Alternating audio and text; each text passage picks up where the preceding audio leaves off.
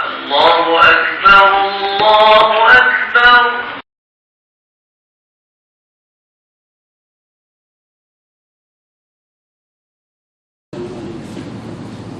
السلام عليكم ورحمة الله وبركاته.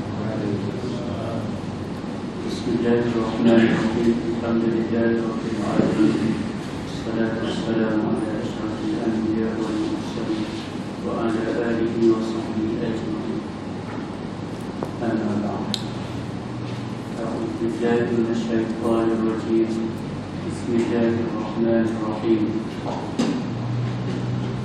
إن الله وملائكته يصلون على النبي يا أيها الذين آمنوا صلوا عليه وسلموا تسليما. اللهم صل وسلم وبارك عليه. Wahai orang yang beriman, sesungguhnya Allah dan para malaikat berselawat ke atas Nabi. Wahai orang yang beriman, berselawat kamu dan memberi salam ke atas Rasulullah sallallahu alaihi wasallam.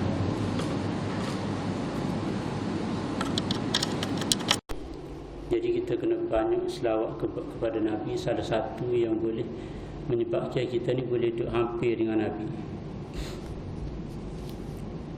Jadi Nabi rindu nak jumpa dengan umat dia yang dikatakan sebagai saudaraku. Jadi kita pun patutnya kena rindu juga. Lepas tu kau boleh nak biar duduk dekat dengan Nabi. Jadi kena banyak selawat ke atas Nabi. Dan juga selawat ni juga tanda kita tu ingat kepada mak ayah kita.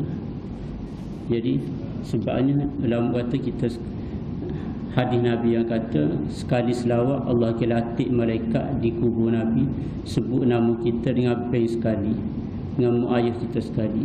Jadi sekali kita selawat seolah-olah kita ni memperkenalkan mak ayah kita kepada Nabi. Jadi kita nak biar bukan setakat kita je Nabi kenal, tapi nak biar mak ayah kita. Jadi kita selawat tu seolah kita ni nak memperkenalkan mak ayah kita kepada Nabi. Jadi alhamdulillah Allah pilih kita boleh mari ke masjid. Jadi kita kadang turun naik, sekali boleh mari, sekali tak boleh mari. Sekali boleh mari, alhamdulillah, tak boleh mari, rasa bersalah pula. Tapi kita duduk peringkat tu, duduk peringkat duduk jaga diri sendiri. Tapi kalau boleh nak biar naik lagi, biar mikir nak jaga anak-anak, cucu-cucu dan juga nak jaga jiran-jiran dan orang lain. Nak biar orang lain pun boleh support kita juga. Boleh mari ke masjid. Salah satu panggil perubahan yang panggil mula-mula sekali. Biar boleh jaga semaya, mari ke masjid.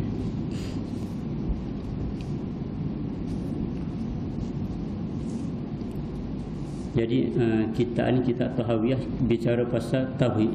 Jadi tauhid ini adalah perkara penting sekali, mula-mula sekali. Kalau dengan amal saja tauhid salah, semua tu akan jadi debu je. Jadi kena betul tauhid kita. Jadi tauhid ni perlu betul setiap detik. Jadi dulu ayat ada silap sikit ya, boleh menyebabkan ada siapa kerosakan, kebinasaan, kecelakaan sama ada nyawa ataupun panggil tubuh badan, harta. Jadi kita ingat kisah bagaimana Nabi Sulaiman bila mana dia tu panggil subuh, aku malam ni nak ringkas ceritanya, nak bersama dengan isteriku.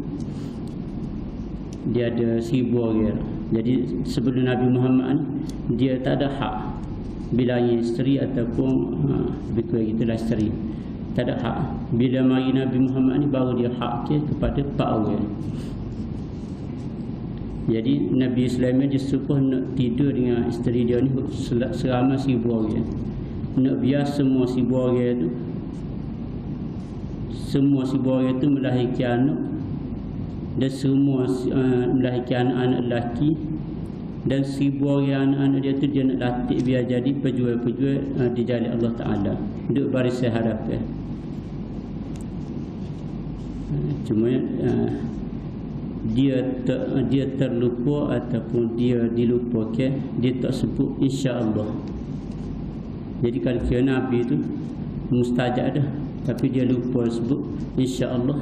Jadi Allah Ta'ala uji dia dengan si orang tu semua tak boleh melahirkan anak kecuali seorang. Tu pun seorang tu pun anak kalau bahasa lain kita kata tak lengkap ataupun cacat. Jadi dengan sebab lupa, insya-Allah sekarang. Jadi nak kembali ke urusan kita ni semua tu kepada Allah Ta'ala. Terus panggil setara Nabi Sulaiman. Tapi dalam masa yang lain pula, kisah Israel ni sebut juga dalam Quran bagaimana dia tu di juzuk pertama tu cerita pasal sembelih lembu. Bila mana ada berlaku pembunuhan di kalangan dia, jadi Nabi Musa mereka cerita suruh sembelih lembu Baqarah, surah Baqarah tu. Jadi suruh sembelih Baqarah. Jadi Nabi Musa bagi arahan dengan cara umum Baqarah. Maknanya ulama kata kalau dia sembelih Baqarah, mana-mana lembu wajah pun memadai. Tiba-tiba Bani Israel ni buat payah. Dia tanya lembu tu nak lembu warna kapur, nak lembu umur setara mana, muda ke, lembu panggil darah ke, lembu. Jadi tanya jadi payah. Jadi dengan payah tu kalau kiranya Allah nak bala Bani Israel tu dengan tak akan jumpa cari lembu tu. Tapi Allah datang pertolongan Allah tu dengan sebab Bani Israel tu pada ketika tu sebut insya-Allah sebutnya. Insya-Allah kami ni dapat hidayah. Walaupun nak cari lembu dikatakan itu sangat susah. Tapi dengan sebab Israel itu sebut insya-Allah sebutin, Allah tolong boleh jumpa lembu yang mana syarat tu ketat. Tapi boleh jumpa. Sebabnya dia mengembalikan urusan itu kepada Allah Ta'ala dengan insya-Allah sebutin. Jadi perbezaan dua cerita tu, satu Nabi, satu tu Bani Israel yang kita sedia maklum. Setengah orang guna istilah satu bangsa dilaknat. Jadi perbezaan yang sangat jauh antara peringkat Nabi dengan Bani Israel itu. Tapi dengan sebab perkataan insya-Allah Ta'ala, insya-Allah sebutin, Nabi Sulaiman gagal kalau bahasa tu tak sesuatu tu jadi tak jadi perkataan Nabi Sulaiman kata nak lahirkan 1000 orang anak dengan sebab lupa kembali ke urusan itu kepada Allah Ta'ala. Tapi Bani Israel itu walaupun dengan bangsa dia lagu tu bangsa jenis bunuh Nabi dia, tak suka Nabi bunuh, tak suka bunuh. Jadi walaupun gitu dengan sebab perkataan insya-Allah sebuti Allah Ta'ala tolong boleh jumpa lembu yang dikehendaki. Jadi pentingnya kita ni ingat kepada Allah Ta'ala, tauhid tu kena biar betul sama-sama. Jadi kalau orang panggil lupa sikit je bala dah. Jadi kalam alif rahimahullah Ta'ala ada pembetulan sikit bau ni tu. Jadi dia kata hubungnya kita antara sesama muslim ni, dia kata narju lil muhsini minal mu'minin.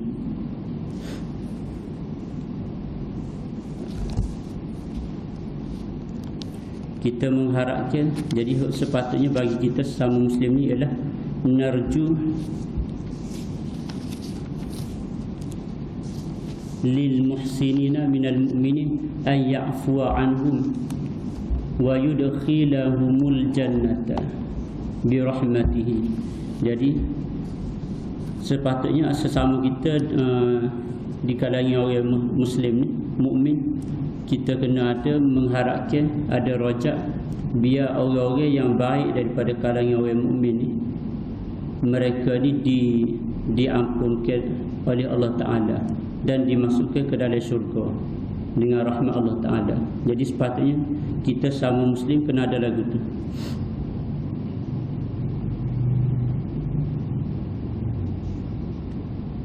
Jadi sepatutnya orang Muslim ni Nabi kata aslim taslam, Islamlah niscaya selamat. Tapi walaupun lagu tu, walaupun kita orang Muslim, lagi pula dia kata sini muhsinin. Muhsinin ni orang yang banyak buat kebaikan. Orang yang lagu tu pun kita kena harap-harap Allah Ta'ala tu memberi keampunan kepada mereka. Jadi orang ataupun kita sendiri, kita boleh tahu kita ni walaupun depan orang dia nak baik, jadi rahsia kita tu Allah Ta'ala tahu. Begitu juga dengan orang lain pun. Jadi walaupun baik, kita tetap juga minta keampunan untuk mereka tu. Dan kita harap-harap mereka tu, orang-orang baik di kalangan orang Muslim ni, mukmin ni, dimasukkan ke dalam syurga. Jadi itu sesama kita Muslim. Lepas tu sini juga kita boleh faham bahawa amal orang lain ada manfaat juga kepada orang lain. Jadi kita ni bukan setakat amalan kita saja ada manfaat untuk kita, tapi juga amalan orang lain juga boleh memberi manfaat kepada orang lain. Contoh kita kata macam semaya jenazah tu. Waktu tu kita pergi semaya kepada jenazah, bukan perbuatan jenazah pun, tapi ada manfaat kepada si mati. Begitu juga kita minta ampun kepada orang-orang mati. Kita duduk lepas semaya tu, al-ahya'i minhum wal amwat, orang-orang Muslim dan juga yang hidup ataupun yang mati. Jadi kita minta ampun kepada orang-orang yang telah mati tu.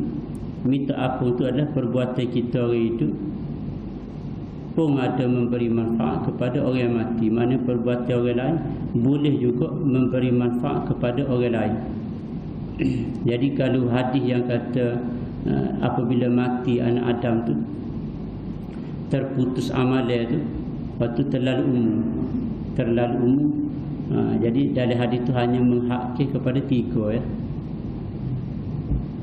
Jadi ada lagi hadis-hadis lain maknanya ada manfaat juga perbuatan orang lain kepada orang lain. Jadi orang lain juga boleh pahala. Contoh sinilah kita doa kepada sesama Muslim. Jadi walaupun lagu tu kembali pada ni, orang yang baik-baik daripada kalangan mukmin ni, walaupun mereka ni menerima janji baik daripada Allah Ta'ala dengan syurga bagi orang yang buat baik, walaupun lagu tu dalam masa sama kita tak boleh wala na'manu alaihim wala nashhadu lahum bil jannah. Kita tak bolehlah kata memberi kepastian bahawa orang-orang ini garanti masuk syurga tu. Kita cuma mengharapkan. Sebabnya masuk syurga ni bukan dengan sebab amalan. Masuk syurga ni dengan, dikata tadi, bi rahmatihi, dengan rahmat Allah Ta'ala boleh masuk syurga. Amalan kita ni orang panggil untuk tingkatan-tingkatan dalam syurga. Lagu kita tingkatan syurga kita tu isi dengan kapur, itu melalui amalan. Adapun boleh masuk dari syurga tu dengan rahmat daripada Allah Ta'ala. Dengan sebab itulah dia kata kita tak boleh nak memberi kepastian bahawa setiap orang baik tu akan masuk syurga tu. Dan begitu juga dia kata wa nastaghfiru limusiihim, dan kita ni kenalah minta ampun untuk orang-orang mukmin yang buat dosa. Jadi orang lain buat dosa, kita boleh minta ampun untuk dia. Nak ayat kata perbuatan orang lain ada manfaat kepada orang lain. Jadi tugas kita sesama Muslim ni kena juga minta ampun kepada orang-orang dosa daripada kalangan kita. Walaupun lagu tu orang-orang dosa ni dijanjikan dengan azab ataupun diberi ancaman amaran dengan azab di akhirat. Walaupun lagu tu kita tak boleh dikata nakhafu alaihim wala nuqannituhum.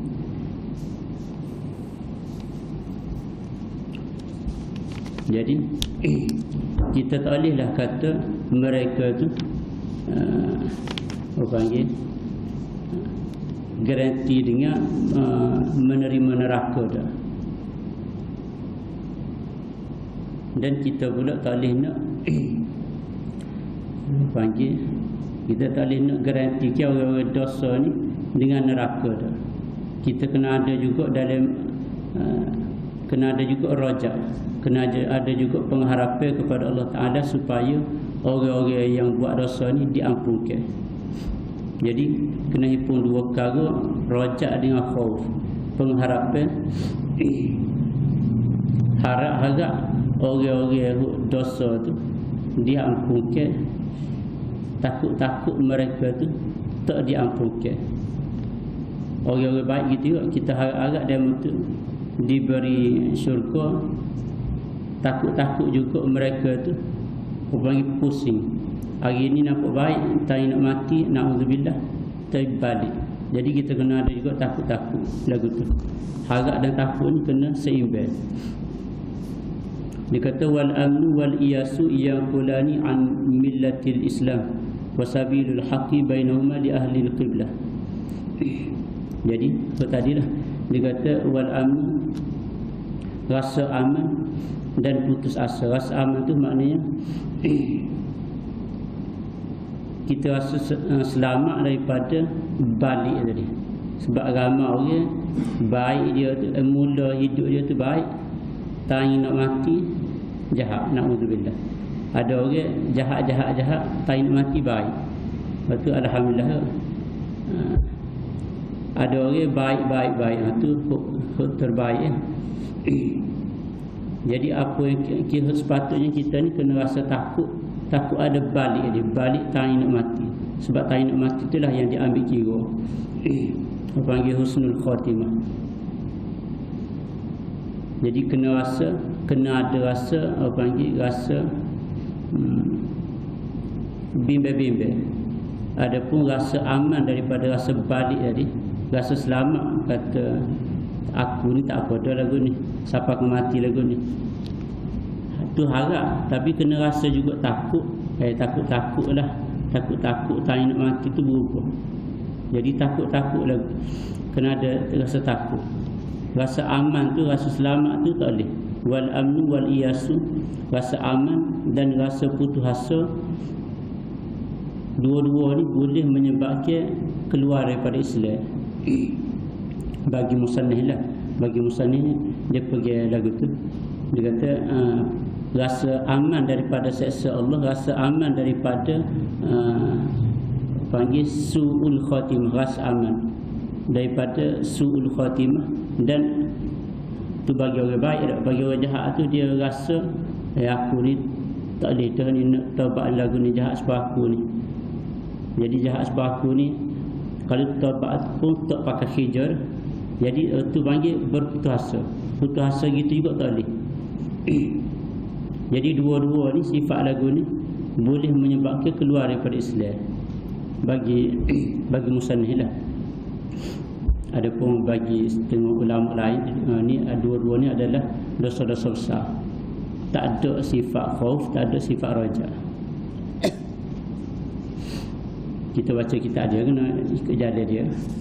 Jadi dua-dua sifat ni boleh menyebabkan terkeluar daripada Islam. Adapun jalan yang sebenar, musannif kata, ialah kena ambil jalan tengah antara dua-dua tadi. Maknanya jalan tengah tu maksud dia kena ada rajak, kena ada khauf, kena ada rasa.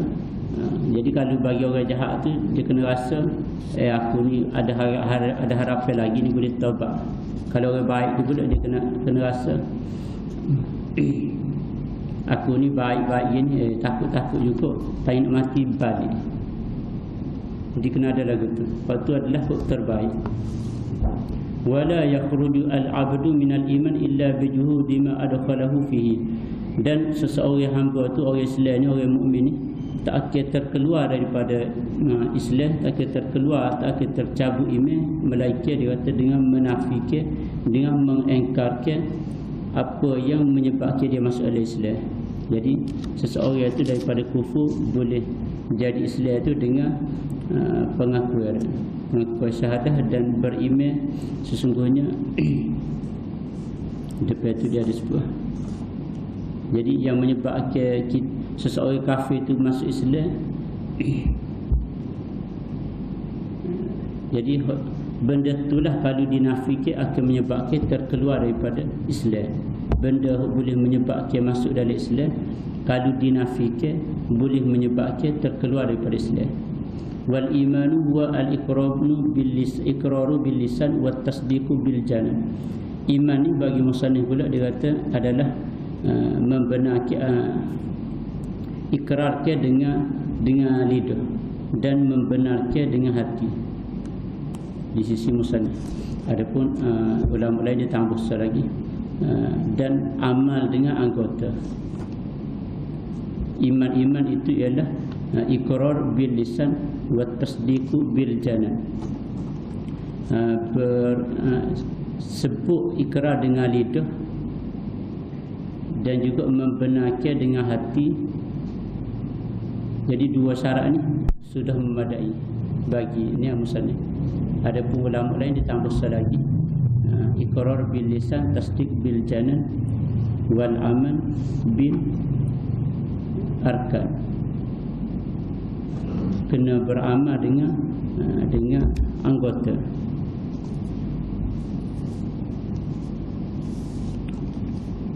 Ada pun setengah ulama lagi dia sekadar sekadar tasdik saja, memadai dengan membenarkan dalam hati. Jadi itu perbezaan antara ulama tu. Sebabnya berselisih pendapat tu bukan ulama biasa, tapi ulama besar-besar. Kalau sebut pun semua boleh kena. Jadi iman itu ialah kita ambil tiga orang. Di sisi pengarah ada dua, sebut dengan lidah, membenar dengan hati, dan melakukan dengan perbuatan. Jadi kalau bagi seseorang yang masuk Islam tu, dia kena sebut dengan lidah, membenarkan dengan hati.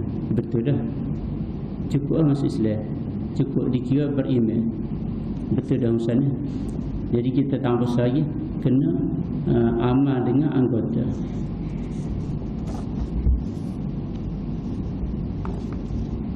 Wa jami'u ma sahha an Rasulillah sallallahu alaihi wasallam min asy-syar'i wal bayani kullu haqqun. Macam dia jatuh. Sudah cerita.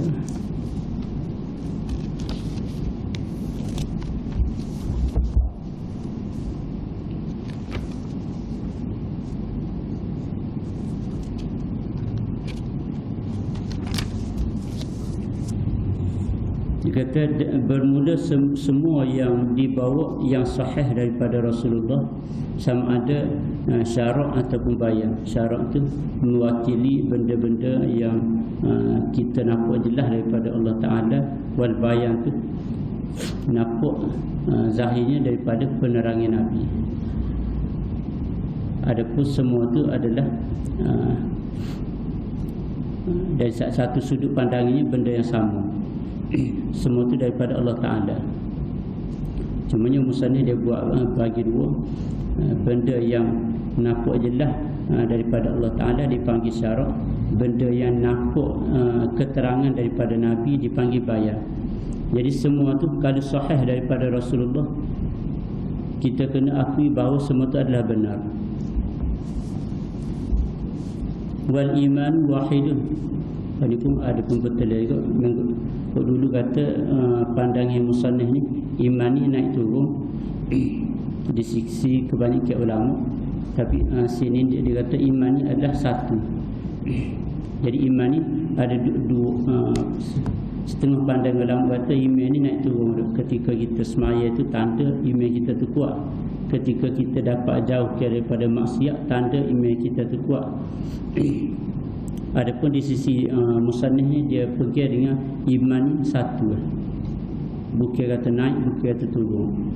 Mana orang yang buat maksiat tu iman dia tu tetap juga panggil teguh, cuma dia nak buat maksiat. Begitu orang yang buat ibadat ni iman dia tu tetap juga satu teguh, lepas tu dia boleh buat ibadat. Jadi orang buat maksiat tu bukan kata dalam masa dia buat maksiat tu dia tak percaya Allah Ta'ala tak. Dia buat maksiat tu dia percaya Allah Ta'ala, percaya mereka. Yakin kalau sebut kata mereka tulis pun dia percaya, tapi dia nak buat maksiat ya. Jadi tu panggil pendapat yang kata iman ni satu, tak naik tak turun. Jadi musannif pun pergi dengan kata iman ni satu, tak naik tak turun.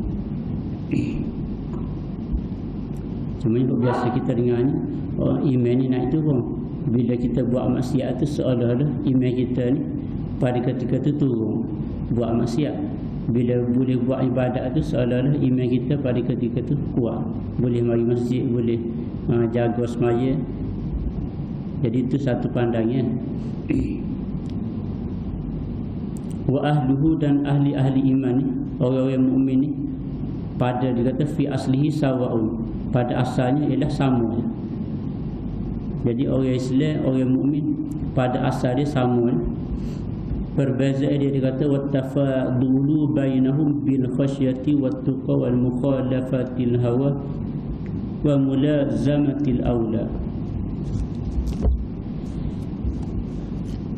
Jadi orang-orang beriman ni asal dia sama je. Dari satu sudut pandangan sama. Tapi yang menjadi berlebih kurang antara mereka tu, orang-orang Muslim tu, ialah diukur dari segi takwa dan rasa takut kepada Allah Ta'ala, dan juga dapat menghindari hawa nafsu yang jahat, dan juga dapat memilih benda-benda yang diredai oleh Allah Ta'ala. Jadi empat perkara ni yang membezakan antara orang-orang beriman. Jadi sebab tu dia kata iman ni satu je, tak naik tak turun. Yang membezakan antara orang-orang beriman ni adalah rasa takut kepada Allah Ta'ala, rasa takwa,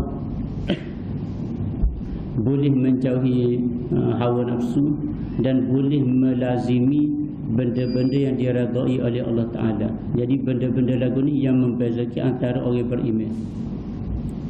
Jadi iman tu tetap satu, tak ada naik, tak ada turun.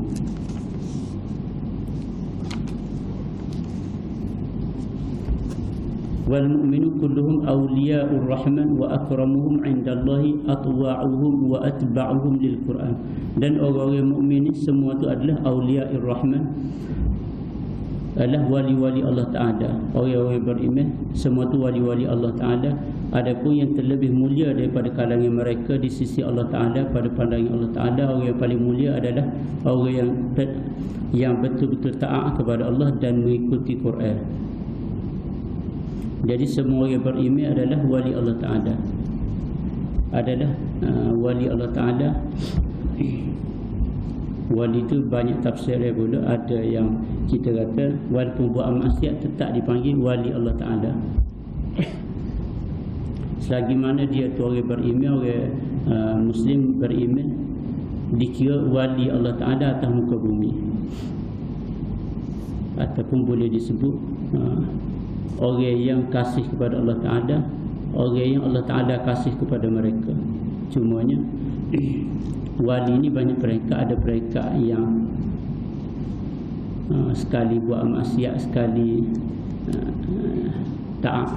Ada wali yang orang panggil, kalau lagu tu buat maksiat pun buat, taat pun buat, orang panggil wali, tapi peringkat kurang. Ada wali yang sempurna. Sempurna wali maknanya boleh dapat jauhi daripada maksiat, tetap istiqamah dalam taat. Jadi wali di sini bukan wali di sisi bahasa kita kecek tu. Wali di sisi bahasa kita kecek tu orang ada keramat. Adapun keramat tu termasuk dalam tauhid juga. Kena yakin bahawa adanya keramat untuk wali-wali Allah Ta'ala.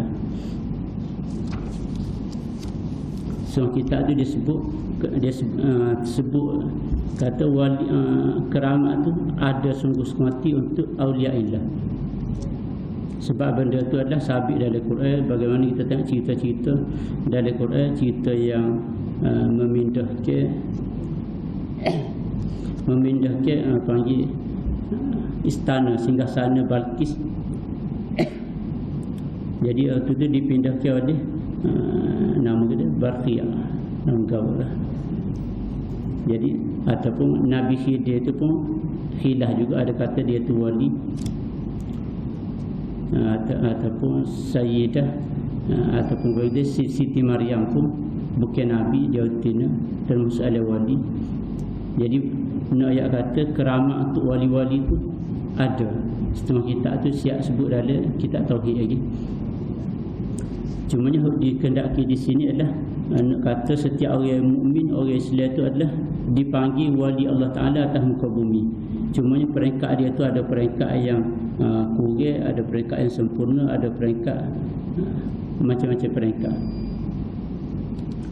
Adapun yang di paling mulia ialah dikata akramuhum indallahi atwa'uhum wa atba'uhum lil Quran.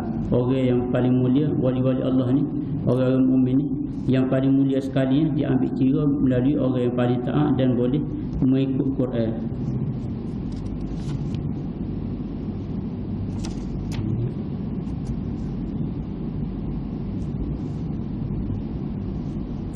Jadi gitu lah. Jadi kita cuba istiqamah dengan tauhid yang betul. Jadi kitab ini kitab susunnya dia 300 tahun dulu, 300 tahun selepas daripada Nabi, mana lebih daripada 1000 tahun dah. Jadi susunnya dia tu mungkin tak sama dengan kitab tauhid hari ni. Kitab tauhid hari ni mungkin tak ada cerita bab-bab ni kot. Kitab tauhid hari ni susunnya lain sikit. Jadi kitab tauhid dia ni kot 1000 tahun lepas lebih. Jadi susunnya dia tak sama. Setengah lama dia susun balik. Jadi insyaAllah kita cuba perbetulkan tauhid kita, apa yang baik itu daripada Allah Ta'ala. Tak baik itu kelemahan saya sendiri. Wallahu a'lam. Bismillahirrahmanirrahim. Alhamdulillahirabbil alamin. Wassalamu ala asyrafil anbiya'i wal mursalin wa ala alihi wasahbihi ajma'in. Allahumma arhamna bil Qur'an. Allahumma anfa'na bima 'allamtana wa la hawla wa la quwwata illa billahil 'aliyyil 'azhim. Sallallahu alaihi wasallam Muhammadin wa ala alihi wasahbihi wasallam. Alhamdulillahirabbil alamin.